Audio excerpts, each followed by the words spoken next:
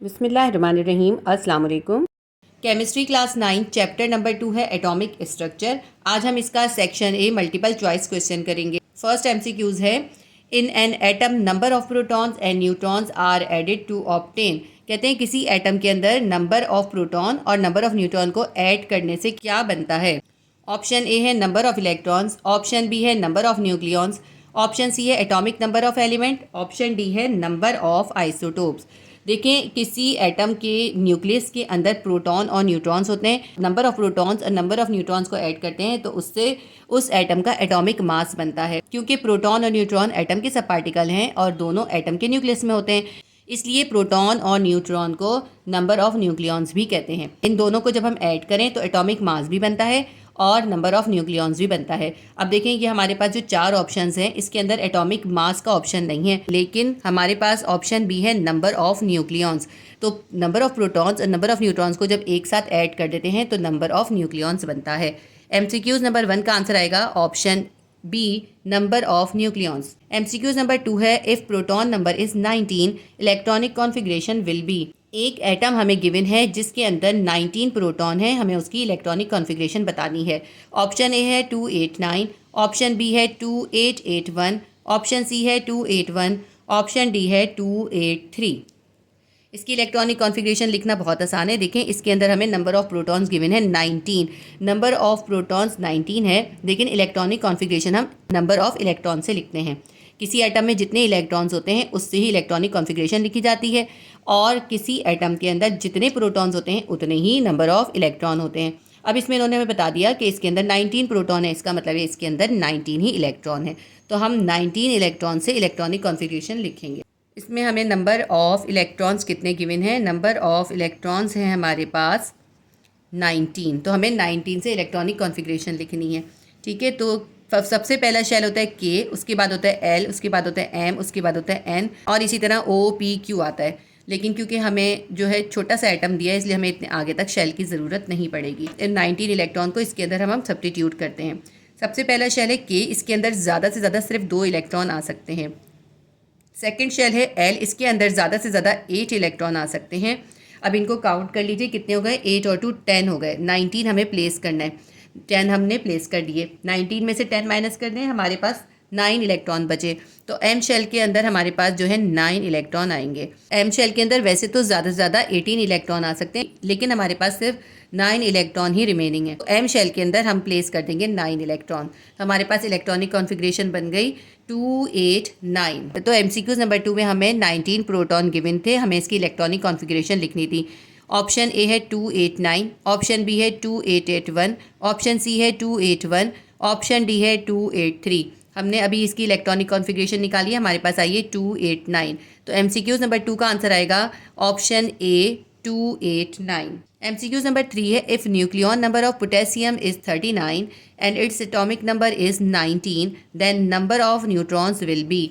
तो कहते हैं पोटेशियम का इन्होंने न्यूक्लियॉन नंबर हमें गिवन किया है, वो है 39। न्यूक्लियॉन नंबर अभी मैंने आपको पहले एमसीक्यूज में भी बताया, न्यूक्लियॉन नंबर का मतलब होता है किसी एटम का एटॉमिक मास। तो हमें एटॉमिक मास यानी ए गिवन है वो है 39, और एटॉमिक नंबर गिवन है 19। एटॉमिक नंबर को हम कहते हैं जेड। तो ए 39 है, जेड 19 है। हमें नंबर ऑफ़ न्यूट्रॉन इसके फाइंड करने हैं। ऑप्शन ए है 39, ऑप्शन बी है 19, ऑप्शन सी है 20, ऑप्शन डी है 29। अब 39 हमारा एटॉमिक मास है और 19 एटॉमिक नंबर है। एटॉमिक मास में से एटॉमिक नंबर को माइनस कर दें तो नंबर ऑफ़ न्यूट्रॉन्स आ जाएंगे। 39 में से 19 माइनस करेंगे, हमारे पास आ जाएंगे 20। तो ऑप्शन सी 20 इसका आंसर आएगा। एमसीक्यूज नंबर 3 का आंसर आएगा ऑप्शन सी 20। एमसीक्यूज नंबर 4 है, the isotope C12 is present in abundance of. Carbon का आइसोटोप C12 कितनी क्वांटिटी में या कितनी मिकदार में पाया जाता है। ऑप्शन ए है 96.9%, ऑप्शन बी है 97.6%, ऑप्शन सी है 98.89%, ऑप्शन डी है 99.7%। इसका आंसर आएगा ऑप्शन सी 98.89%। कार्बन का आइसोटोप C12 जो है वो 98.89% पाया जाता है। तो एमसीक्यूज नंबर 4 का आंसर आएगा ऑप्शन सी 98.89%। एमसीक्यूज नंबर 5 है, electronic configuration is distribution of. Electronic configuration में किस चीज़ को हम डिस्ट्रीब्यूट करते हैं, या फिर इलेक्ट्रॉनिक कॉन्फ़िगरेशन हम कौन से एटॉमिक सब पार्टिकल के ज़रिए लिखते हैं। तो इलेक्ट्रॉनिक कॉन्फ़िगरेशन हम हमेशा नंबर ऑफ़ इलेक्ट्रॉन से लिखते हैं, जितने इलेक्ट्रॉन्स होते हैं उनसे हम इलेक्ट्रॉनिक कॉन्फ़िगरेशन लिखते हैं। ऑप्शन ए है प्रोटॉन, ऑप्शन बी है न्यूट्रॉन्स, ऑप्शन सी है इलेक्ट्रॉन्स, ऑप्शन डी है पॉजिट्रॉन्स। तो इसका आंसर आएगा option C electrons. MCQs number 5 का आंसर आएगा ऑप्शन सी इलेक्ट्रॉन्स।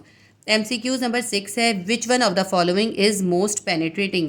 हमें कुछ ऑप्शन दिए, हमें बताना है इनमें सबसे ज़्यादा पेनिट्रेटिंग कौन सा पार्टिकल है। ऑप्शन ए है इलेक्ट्रॉन, ऑप्शन बी है प्रोटॉन, ऑप्शन सी है अल्फा पार्टिकल, ऑप्शन डी है न्यूट्रॉन।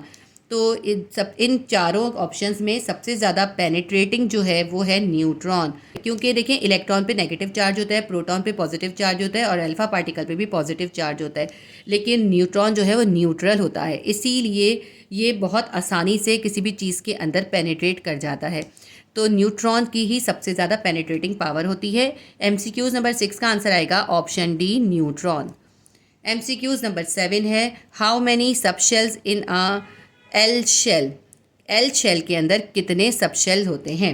एल शेल के अंदर हमने पढ़ा था, एल शेल जो है वो सबसे पहला एनर्जी लेवल या फर्स्ट शेल होता है और इसके अंदर सिर्फ एक ही सबशेल होता है। ठीक है, तो इसके पहले ऑप्शन देख लेते हैं। ऑप्शन ए है 1, ऑप्शन बी है 2, ऑप्शन सी है 3, ऑप्शन डी है 4। तो एल शेल के अंदर सिर्फ एक ही सबशेल होता है, वो होता है एस, जिसको हम कहते हैं 1s। तो MCQs नंबर 7 का आंसर आएगा ऑप्शन ए 1। एल शेल के अंदर एक ही सबशेल होता है।